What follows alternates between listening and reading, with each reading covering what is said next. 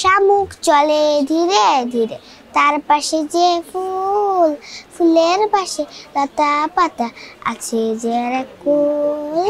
আমি বড় হয়ে হতে চাই টিচার। আগে আমি হতে চাই না পুলিশ, কিন্তু তো হতেই দিত না আমার নানি। আমি লিখেছি ঐরাবতের গল্প। হাতি গল্পে আমি যখন ঘুমাচ্ছিলাম তখন আমরা একটা স্বপ্ন দেখছি। স্বপ্নটাই দেখি বড় পাহাড়, ওই যে বড় ঐরাবতকে কল হয় ঐরাবত। ও যখন নার্সারিতে ছিল, মানে শিশু শ্রেণীতে, তখন ওইতে ঐরাবত সেটা সে শিখে।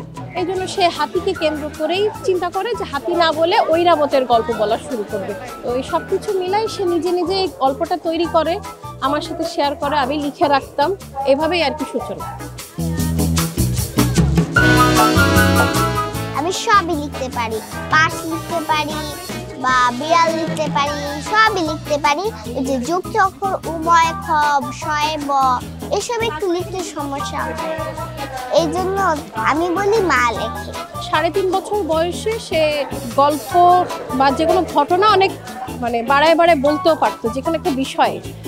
তখন থেকে আমরা বুঝতে পারতাম যে তার বইয়ের প্রতি আগ্রহ বা কিছু বলার প্রতি খুব আগ্রহ থাকে।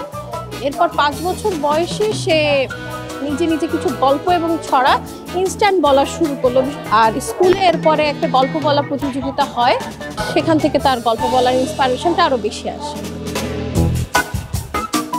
শামুক চলে ধীরে ধীরে, তার পাশে যে ফুল, ফুলের পাশে লতা পাতা আছে যে এক কুল।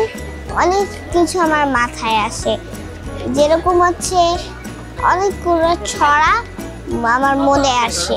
এই জন্য আমার একটা বোর্ড আছে, ওইখানে আমি সারাক্ষণ লিখি। শামুক চলে ধীরে ধীরে, আরো বিড়াল ডাকে ম্যাও ম্যাও, এটাও লিখি, অনেক কিছু লিখি।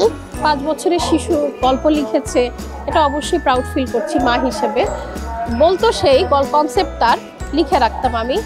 আর ওর বয়সী বাচ্চারা সবাই সবাই না হলেও কিছু বাচ্চা তো ইংলিশ মিডিয়ামে পড়ে, যাতে সবার পড়তে সুবিধা হয়, এর জন্য এটা ইংলিশে ট্রান্সলেট করেছি। স্কুল করছিলাম, খেলছিলাম, গল্প লিখছিলাম। আমি বলছি এক দেশে ছিল মা লিখে, এক দেশে ছিল আমি, যা বলছি তাই লিখে।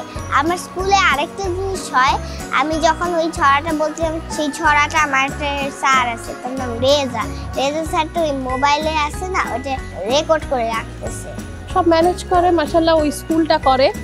আর যেটা ওর একটা ভালো দিক, বা আমরা ওকে অভ্যস্ত করিনি, সেটা হচ্ছে গ্যাজেট নির্ভর করিনি। সে যখন অবসর সময় থাকে, স্কুল থেকে আসলো, তারপর সে কিছুক্ষণ ফ্রি থাকলো, তখন সে কিছু বই নাড়াচাড়া করছে, কিছু পড়তে পারছে, কিছু পড়তে না পারলে আমি বা বাসায় যারা আছেন তারা পড়ে শোনাচ্ছেন।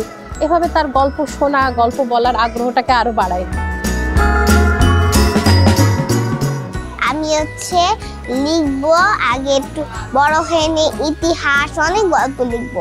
একটু 10 যারা পড়ে না, 10-এর বাচ্চা, তাদের গল্প লিখবো, মুরগির গল্প লিখবো, খরগোশের গল্প লিখবো, ময়ূরের গল্প লিখবো।